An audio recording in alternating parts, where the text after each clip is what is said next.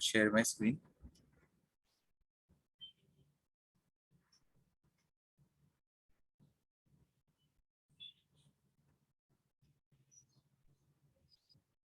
चलो देखते हैं क्या बोलता है फर्स्ट क्वेश्चन। एक सेकंड।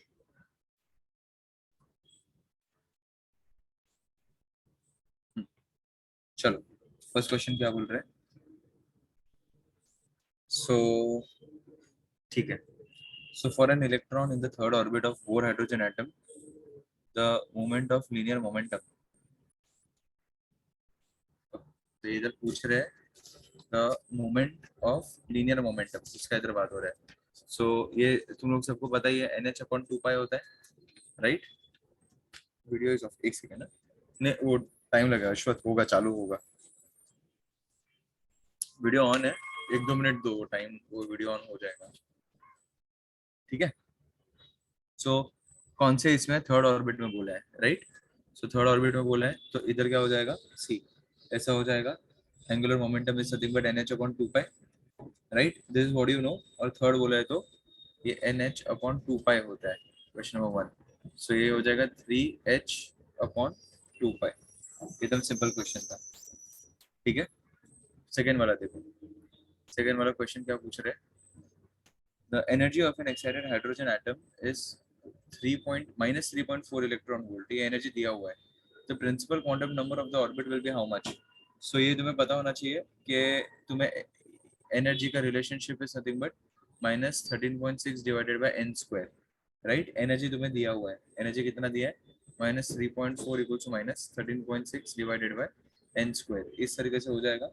3 के टेबल में कब जाता है 13.6, 3 4 जा 12, 4 4 जा 16, मतलब ये माइनस माइनस कट और ये 4 हो जाएगा। सो n स्क्वायर इक्वल टू 4 हो गया, तो n इक्वल टू 2 हो गया। So n is nothing but principal quantum number, principal quantum number तुम्हारा 2 हो गया, सिंपल। चलो थर्ड वाला देखो, थर्ड वाला क्या बोल रहे हैं। In the hydrogen atom, the total energy of the electron in a given orbit, total energy दी है, and the potential energy in the same orbit will be how much? तो चलो इधर तुम्हें पूछा है इसके अंदर पोटेंशियल एनर्जी। सो तुम्हें डायरेक्टली रिलेशनशिप है तुम्हारे पास, potential energy is nothing but twice of total energy, बस इतना ही तुम्हें करना है। तो टोटल एनर्जी कितना दिया है तुम्हें थर्ड वाले में, -1.5, तो 2 into -1.5 which will be 3 electron volt, ठीक है। -3 आ जाएगा, -3 इलेक्ट्रॉन वोल्ट। सब इजी, ये है ना, ये चैप्टर बहुत इजी है भाई द। फिर नेक्स्ट वाला करो, फोर्थ वाला करो। क्या बोल रहे हैं, the radius of the first Bohr orbit of the electron in the hydrogen atom is 0.53 angstrom. The radius of the fourth Bohr orbit will be how much? So ये एकदम सिंपल लॉजिक है। Rn जब भी हम लोग बात करते हैं, radius is proportional to n square होता है, कभी भी याद रखो, बराबर। सो तुम्हें इधर क्या बोला है, इधर तुम्हें पूछा है, इसमें तुम लोग रेशियो ले सकते हो। सो R4/R1 will be nothing but 4 square upon 1 square. So what you can do over here is you can do R4 is 16 times of R1, और R1 का वैल्यू कितना है 0.53, which is 16 into 0.53. So R4 तुम्हें यहाँ पर मिल गया, ये multiply कर दो कितना हो जाएगा देख लो, 1/2। 8 के आसपास कौन सा वैल्यू आ रहा है, 8 के आसपास देख लो, वो तुम्हारा आंसर हो जाएगा। सेकेंड ऑप्शन, ऑप्शन बी बचा है ना, ऑप्शन बी बचा है, तो ऑप्शन बी आ जाएगा 8.48 एंगस्ट्रॉम, ठीक है।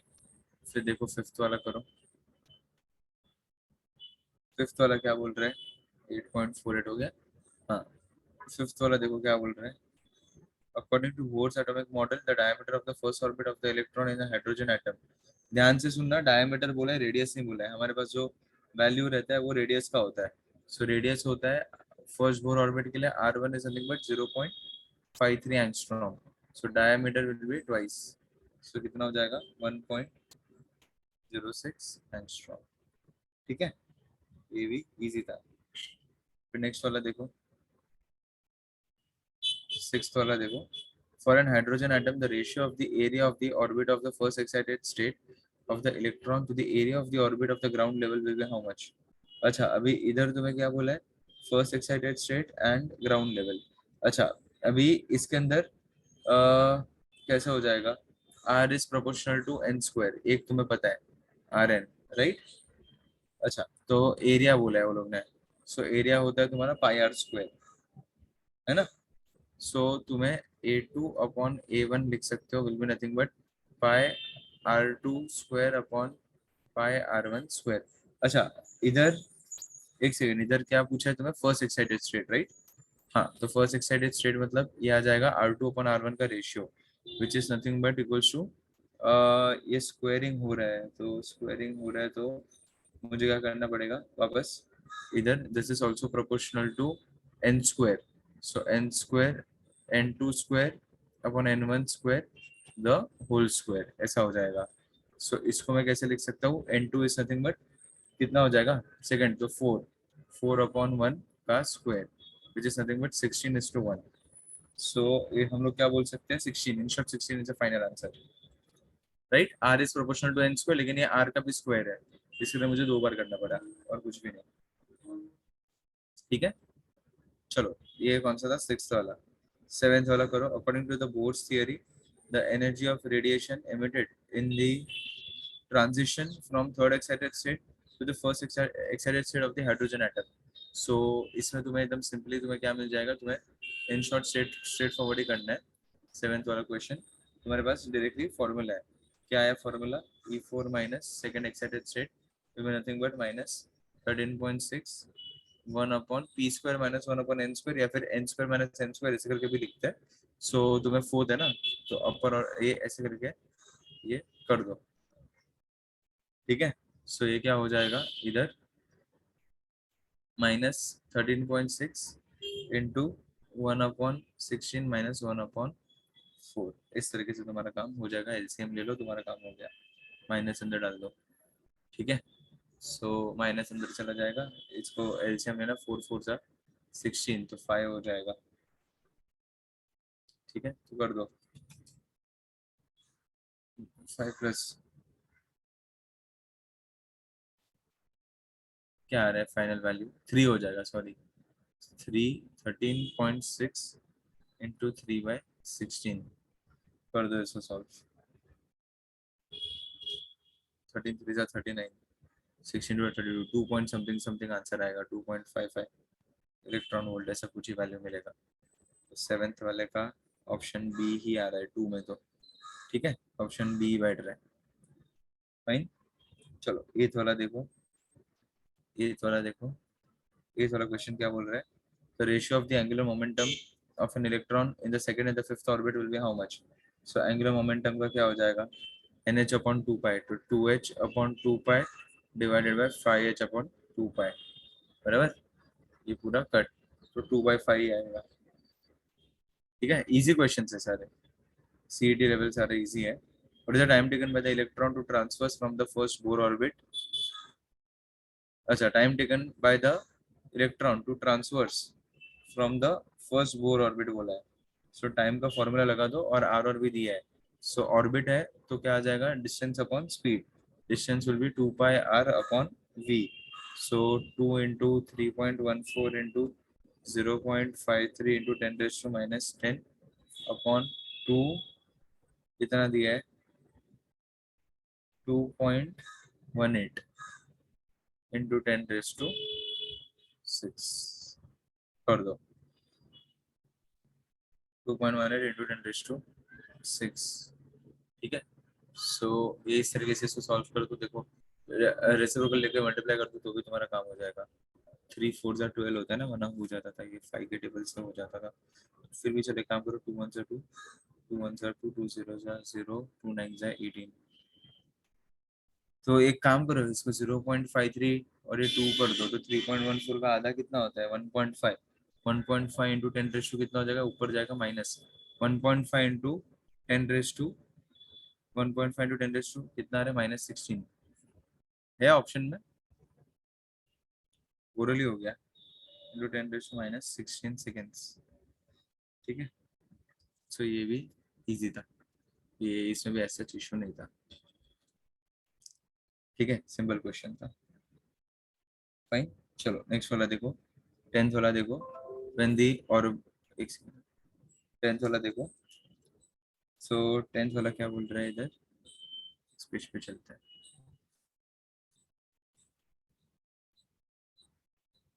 10th वाला देखते हैं। 10th वाला क्या बोला है, when the orbital electron of the hydrogen atom goes from ground state to a higher energy state, its velocity is reduced to one third of its initial value. If the radius of the orbit of the ground state is r, then the radius of the new orbit will be how much? चलो तो इसके अंदर क्या करोगे, जो जो given में दिया है वो लगाओ, और कोई ऑप्शन नहीं है। तुम्हें रेडियस और वेलोसिटी का पहले बात तो प्रूफ तुम्हें करना पड़ेगा, वो प्रूफ लगाना पड़ेगा। सो उसमें क्या बोला है कि देखो, एक तो तुम्हें पता है that R is proportional to N square और velocity is inversely proportional to N, ऐसा होता है, ये रिलेशनशिप होता है बाय द वे, बराबर। सो मैं ये दोनों को कंबाइन करके ऐसा बोल दूं, r will be proportional inversely proportional to v square combination में, राइट। तो इधर क्या बोला है उसने, दैट आर टू जब ये हो रहा है तभी ये वन थर्ड हो रहा है, बराबर, ये गिवन कंडीशन दी है। तो इसको मैं ऐसा लिख सकता हूँ कि r two will be proportional to 9/v², बराबर, धीरे धीरे से ऊपर चला जाएगा। तो भी रेशियो ले लो, R two upon first rate, R two upon R will be nothing but R two का वैल्यू क्या है 9/v² इंटू v² अपॉन 1 हो जाएगा।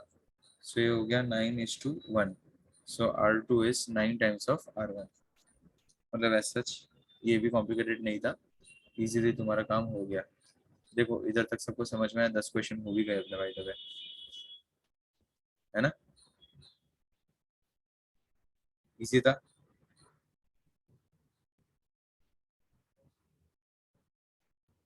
राइट,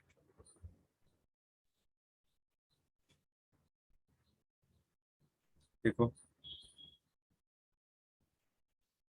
चलो नेक्स्ट वाला करो, 11th वाला करो।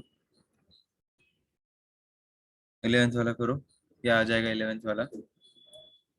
11th वाला बोला है in the ground state the electron in the hydrogen atom moves in a circular orbit of radius rho.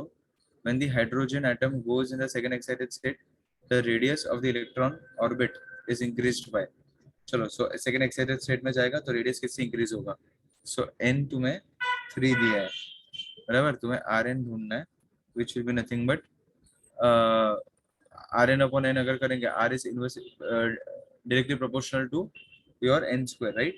So n square into original value इधर कर देंगे, तो थर्ड एक्साइटेड स्टेट है तो 9 इंटू आर ओ हो जाएगा, बराबर। और उसने क्या बोला है, r three minus are o का वैल्यू दिया है, तो r three minus are o कितना हो जाएगा 8 टाइम्स ऑफ आर ओ, बराबर, बिकॉज ये आर थ्री मैंने निकाल दिया यहाँ पर, बराबर। So 9 R O minus are O which will be 8 R O, 8 R O आ रहा है ऑप्शन, ऑप्शन डी। 11th वाला भी इजी था, ऐसा इशू नहीं था, ठीक है। 12th वाला देखो, 12th वाला देखो, how many times larger is the spacing between the energy levels corresponding to n8 and 7, then spacing between the energy levels corresponding to n2 and 3। तो ये तो एकदम सिंपल है, ज्यादा कुछ करना नहीं, तुम्हें दोनों का एनर्जी लेवल्स का रेशियो निकालना है। तुम्हें रेशियो मिल गया, तुम्हारा काम हो गया। सो स्पेसिंग है तो मतलब इधर तुम क्या यूज कर सकते हो, रेडियस यूज कर सकते हो, राइट, है ना। रेडियस यूज किया, तुम्हारा काम हो गया। जस्ट सेकेंड ना, ये अटेम्प्ट करो ना।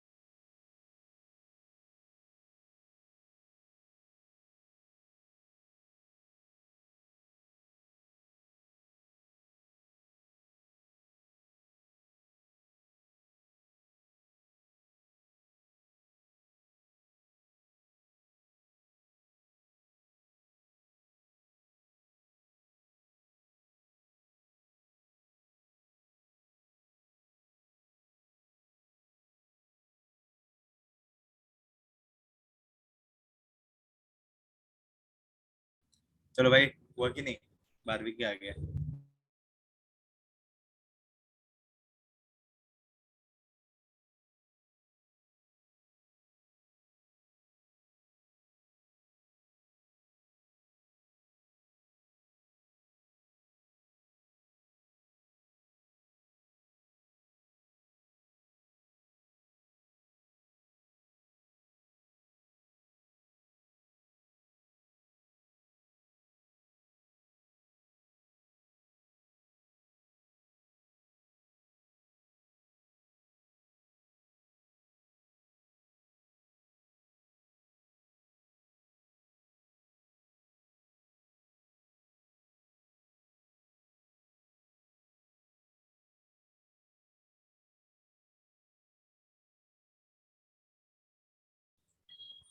भाई तुम लोग सॉल्व कर भी रहे हो कि नहीं कर रहे हो? चलो 12th वाला देखते हैं।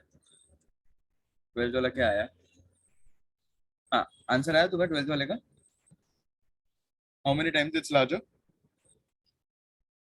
अरे तो रेशियो लो उसका। देखो, r is proportional to N square. बराबर, यही है तुम्हारा चीज।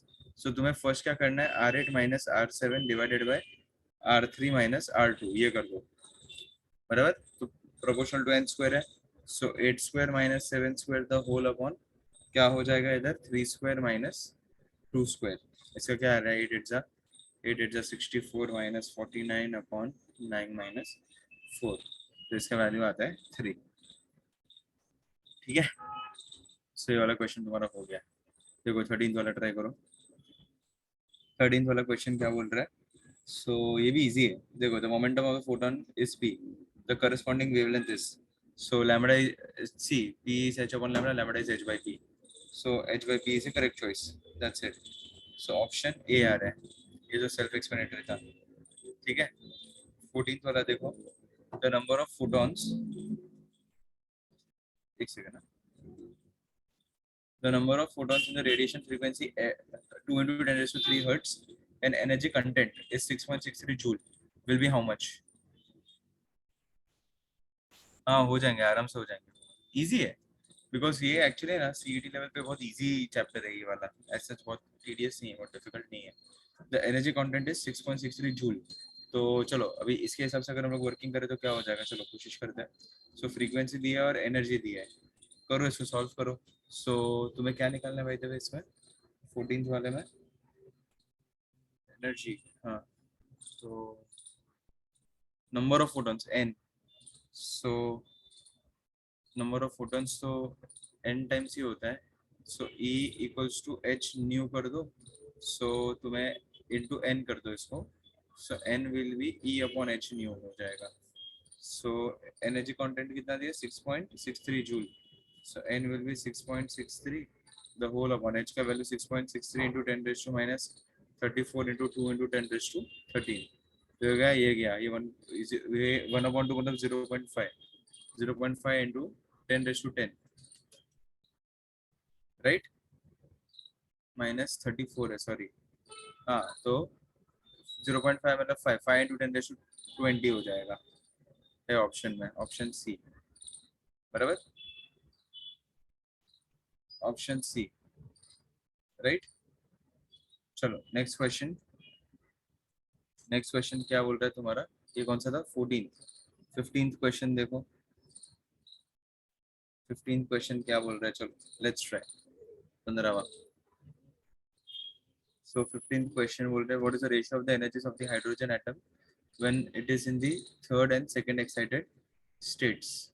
So ratio of the energies of hydrogen atom when it is in third and second excited state। तो ये भी सिंपल है, राइट। तुम्हें सिर्फ रेशियो लेना है ना। So energy is inversely proportional to N square. So लगा दो, E3 upon E2 will be क्या हो जाएगा, third and second excited, third and कौन सा बोले, third and second excited state. So E3 ना एन, सो एक्साइटेड स्टेट्स बोला है, तो सेकेंड एक्साइटेड स्टेट मतलब थर्ड ऑर्बिट, और थर्ड एक्साइटेड स्टेट मतलब फोर्थ ऑर्बिट। याद रखना भाई, एक एक्साइटेड स्टेट मतलब एक आगे रहता है। सो 3 3 9 अपॉन 16 हो गया। ठीक है, देखो इधर तक तुम्हें समझ में आया कि नहीं समझ में आया? See are you getting? है एकदम इजी, कुछ मतलब बहुत ऐसा टीडीएस कुछ भी नहीं है। ओके, तो 9/16 ऑप्शन ए आ रहा है, बराबर। चलो फिर क्या है तुम्हारा, 16th वाला करो। द मैक्सिमम, क्या बोल रहा है 16th वाला, the maximum number of photons emitted when an electron jumps from an energy level of 5 n equals to 5 to n equals to 1 will be how much? तो चलो करते हैं n equals to 5 to n equals to 1। Actually ये ना, the number of photons अगर तुम्हें निकालना है ना, मैक्सिमम नंबर ऑफ फोटॉन्स, तो इसका एक फॉर्मूला है, तो वो हम लोग यूज कर सकते हैं, n is nothing but n into n minus 1/2, तो डायरेक्टली तुम्हारा काम हो जाता है, बराबर। तो इससे तुम्हारा काम हो जाएगा n इंटू n माइनस 1/2, तो ये हो जाएगा 1 था ना, 5 इंटू 5 माइनस 1/2, तो 5 इंटू 4, 5 2 ज़ा 10, तो आंसर इज 10। ठीक है, मन से आया ना, तो ये हम लोग यूज कर सकते हैं। ओके, फिर 17th वाला ट्राई करो। 17th वाला बोल रहे थे ratio of the frequencies of the long wavelength limits for the Lyman and Balmer series of the hydrogen will be how much. तो मतलब ये दो तुम्हें रेशियो लेना पड़ेगा, सीरीज बोला है तो तुम्हें देखो एन फाइनल कितना होता है लेमन सीरीज का, फर्स्ट लेमन सीरीज होता है, सो एन फाइनल हमेशा 1 होता है और एन इनिशियल 2 होता है फॉर लेमन, बराबर। So 1/λ for Lyman will be nothing but R 1/1 square minus 1/2 square, बराबर। सो ये हो जाएगा 3/4 टाइम्स ऑफ आर, बराबर। इसको क्रॉस मल्टीप्लाई करो, एलसीएम लो, तो 3/2 = 4, 4 minus 1/4, so 3/4 times of R आ गया। सिमिलरली बाल्मर का क्या होता है, एन फाइनल हमेशा 1 ही होता है, नहीं नहीं बाल्मर का सेकंड पे आता है ना, सॉरी, सो बाल्मर सीरीज का सेकंड पे आता है, और initial will be 3 for longest, longest wavelength निकालना है ना, लॉन्ग वेवलेंथ, तो लॉन्ग वेवलेंथ हमेशा नजदीक वाला रहता है वो, so longest wavelength n initial 3 होगा लॉन्गेस्ट वेवलेंथ का, सो ये होता है for Balmer longest, longest wavelength for Balmer. So 1/λ Balmer will be how much? R 1/2 square minus 1/3 square. So 9 minus 4 upon कितना हो जाएगा? 9 4 is 36. 9 minus 4 is 5. So 5/36 times of R. LCM लेना है सिर्फ, बराबर। Okay, so lambda L upon lambda Balmer कर दो, कितना आ रहा है? वही ढूंढना है ना तुम्हें, तो और कुछ ढूंढना है, वेलोसिटी निकालना है। 17th वाले में क्या करना है, ratio of the frequencies series of the hydrogen, अच्छा फ्रीक्वेंसीज निकालना है, तो सी अपॉन लैम्बडा होता है फ्रीक्वेंसी। तो पहले एक काम करो, क्या करेंगे पता है, फ्रीक्वेंसी ना, फ्रीक्वेंसी ऑफ, और frequency of Balmer will be nothing but C upon lambda, C upon lambda L into lambda Balmer upon C, C cut, तो lambda Balmer upon lambda L, और लैम्बडा बाल्मर मैंने already, मतलब इसको कर दो lambda Balmer को 36 upon are, बराबर, बराबर 36/5, और इधर डिवाइड बाय आर हो जाएगा, और इधर 4/3 कर दो, 4/3, और इधर आर हो जाएगा, राइट। सो 36, 3 7 सा 36, 3 9 सा 27, 3, बराबर ना, 3 1 सा 3, 3 2 सा 6, 12, 4, ये करो, ये सॉल्व करो, कितना आ रहा है, कितना आ रहा है,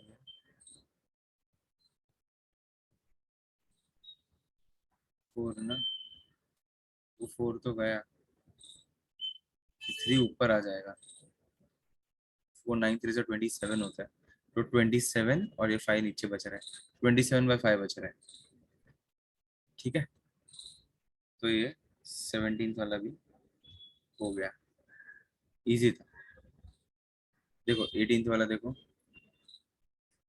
18th वाला देखो, 18th वाला क्वेश्चन क्या बोल रहा है, सो What is the ratio of the series limit of the P1 series and to that of the Lyman series in the emission spectrum of hydrogen? अच्छा, तो सीरीज लिमिट होता है हमेशा शॉर्टेस्ट वेवलेंथ का, याद रखना। तो शॉर्टेस्ट वेवलेंथ कब होता है? जब एकदम लंबा जंप मारता है तब। सो लेमेन का क्या हो जाएगा? लेमेन के लिए हो जाएगा 1/λ equals to R. Lambda Lyman बोल देता हूँ, 1/1² माइनस 1/∞। बराबर, ये तो जीरो हो गया, तो सिर्फ आर बचा। बराबर, so lambda L will be 1/r। और दूसरा किसका बोला? P Pfund series.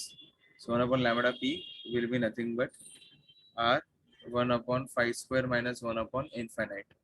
सो ये हो जाएगा r/25। So in short lambda P Pfund कितना मिला मुझे? 25/r। ले लो lambda p upon lambda l which will be 25/r into r which is nothing but 25।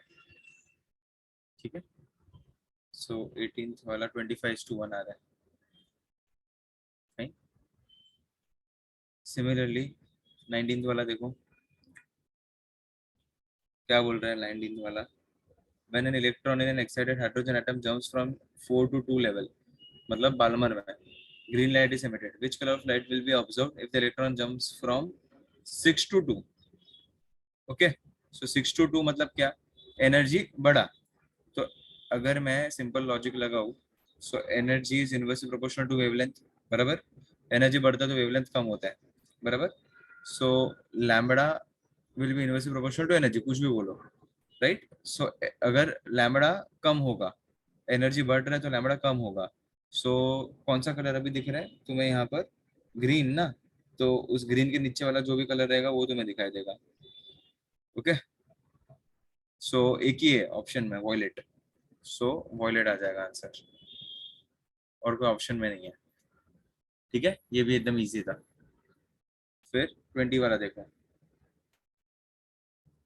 The wavelength of a line in a spectrum, the wavelength of a line in a spectrum is inversely proportional to. चलो, ये wavelength is inversely proportional to what? So wavelength is inversely proportional to energy. और क्या होता है 20th वाला? 20th वाले का सी आ जाएगा, और कोई ऑप्शन नहीं है। Energy is nothing but equal to H C by lambda ना। So wavelength is inversely proportional to this thing, right. So ये लिख दो एनर्जी लेवल्स, ऑप्शन सी आ जाएगा। 21 वाला देखो, ionization potential of the hydrogen atom is 13.6 electron volt. Hydrogen atoms in the ground state are excited by the monochromatic radiation photons of, just a second, battery low हो गया, एक second.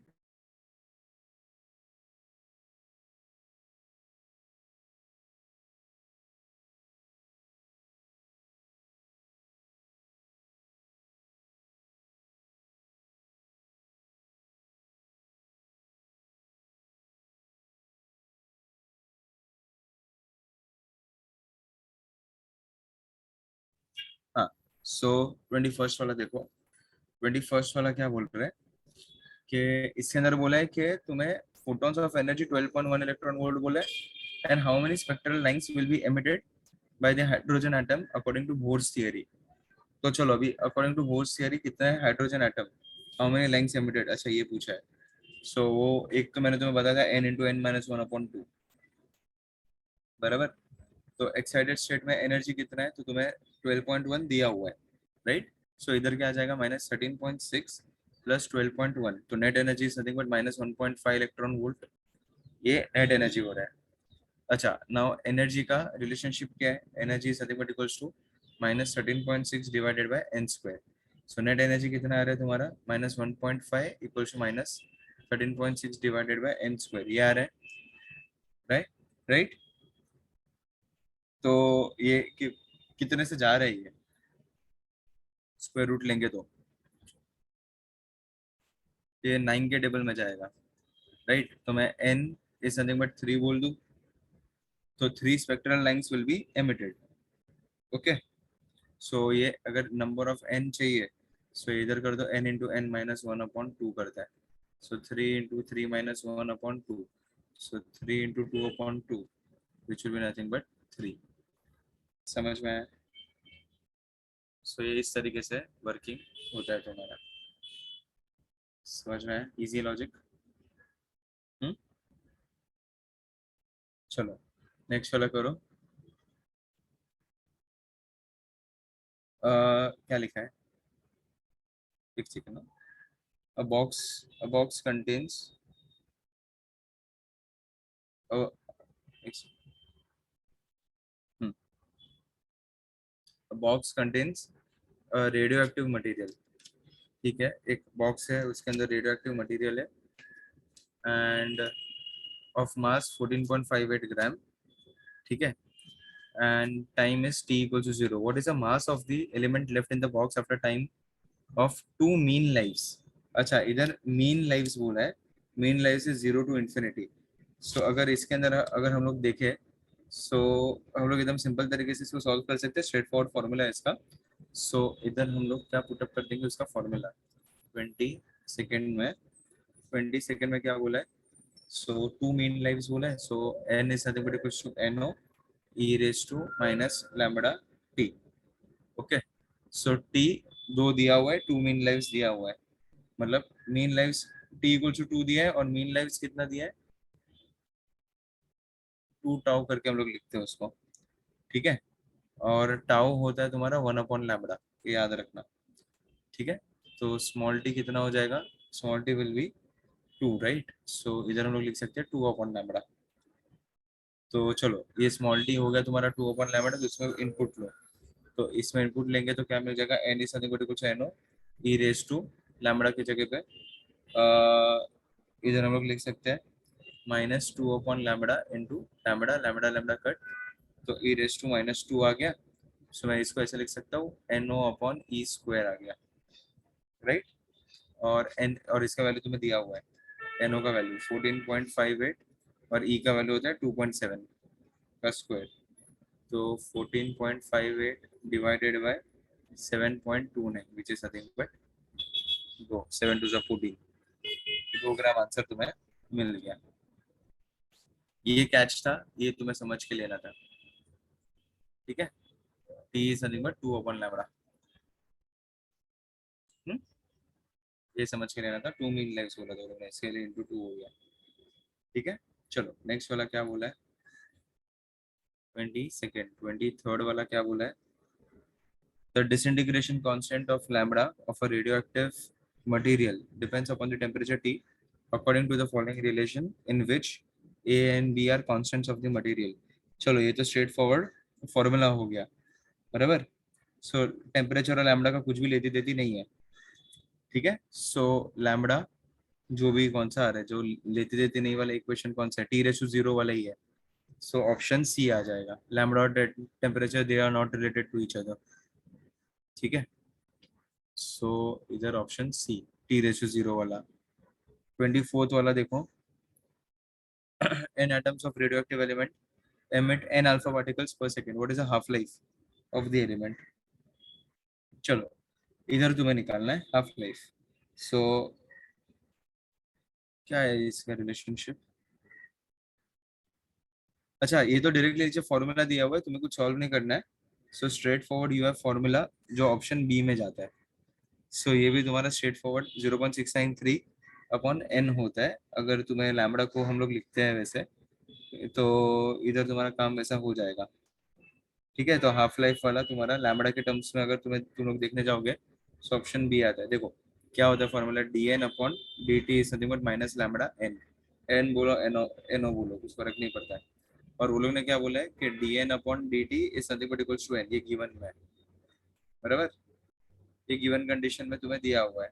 और small N का मतलब होता है minus lambda N होता है स्मॉल एन का मतलब। तो लैम्बडा कितना हो गया? Minus N upon capital N. ठीक है, तो हाफ लाइफ क्या हो जाएगा? Half life will be nothing but 0.693 upon lambda which is nothing but 0.693 lambda की जगह पे डाल दो, तो कैपिटल एन ऊपर स्मॉल एन। ठीक है, सो जो जो गिवन कंडीशंस में दिया था वही अपन ने किया है, और कुछ भी नया नहीं किया है अपन ने। इस तरीके से जो गिवन कंडीशन जिधर जैसे चल रहा था वही अपन ने किया। ठीक है, चलो नेक्स्ट क्वेश्चन देखो। The half life of I-131 is 8 days. Given the sample of I-131 at time t equals to 0, we can assert that 25th वाला है, we can assert that बोल रहे हैं the all nuclei will decay after before t equals to 16 days. ऐसा बोल नहीं सकते. No nuclei will decay 4 days तक, ऐसा कुछ नहीं बोल सकते. The given nucleus में decay at any time after t equals to 0. हाँ ये बोल सकते हैं, तुरंत वो decay होना स्टार्ट हो सकता है. No nucleus will be decay नहीं, मतलब ये तो एकदम सिंपल था. 25th का ऑप्शन सी जा रहा है और कुछ भी नहीं जा रहा है. वो उतना ही लॉजिकल पार्ट है और एक भी लॉजिकल पार्ट नहीं है. ठीक है, एक काम करो, 26 और 27 ये दो ही क्वेश्चन दे रहा हूँ हाफ लाइफ के, दोनों भी हाफ लाइफ के क्वेश्चंस, ये होमवर्क में करो. दो ही क्वेश्चंस होमवर्क में दे रहा हूँ, बाकी सब कुछ अपन ने इधर कर दिया. सिर्फ ये दो ही क्वेश्चन है हाफ लाइफ के. ये वाला चैप्टर तुम्हारे बोर्ड सीईटी में काफी कुछ डिलीटेड है, तो इसके लिए इसमें सारे वही सारे क्वेश्चंस है जो आ सकते हैं. ठीक है, तो एनर्जी के क्वेश्चंस है, लैम्बडा के क्वेश्चंस है, रेडियस के क्वेश्चंस है. तो और अगर थियरी में इसके क्वेश्चंस देखने जाओगे तो बोर्ड्स एटॉमिक मॉडल उस पे क्वेश्चंस है, बोर्ड्स के पोस्टुलेट्स पे क्वेश्चंस है, थॉमसन प्लम पुडिंग मॉडल, ये सारों पे तुम्हारा क्वेश्चन आने के चांसेस है. सो बेसिकली ये जो हम लोग ने आज जो किया, तो ये रिड्यूस सिलेबस के हिसाब से ये हाफ लाइफ है तुम्हें, एनर्जीज है, और जितना रिड्यूस सिलेबस है वही हम लोग ने देखा है.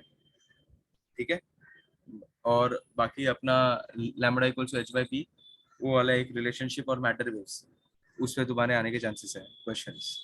ठीक है, सो कंपैरेटिवली ये थोड़ा इजी हो गया है चैप्टर, वरना इस पे बहुत सारे थियोरेटिकल क्वेश्चंस बहुत सारे बन सकते हैं, लेकिन कंपैरेटिवली थोड़ा इजी हो गया बिकॉज बहुत सारी चीजें इसमें से हटा दी गई है इसके लिए, और कुछ भी नहीं, वरना ये थोड़ा डिफिकल्ट होता. फाइन, चलो. सो ठीक है, इधर ही स्टॉप करते हैं अपना, ऐसा कुछ पेंडिंग तो नहीं है, इधर ही अपन स्टॉप करते हैं, मिलता है. ठीक है, तो अपना खत्म हो गया है तो इधर ही अपन स्टॉप कर देते हैं. चलो, सी यू, टेक केयर, मिलते हैं, बाय बाय. कैसा हो गया, कहीं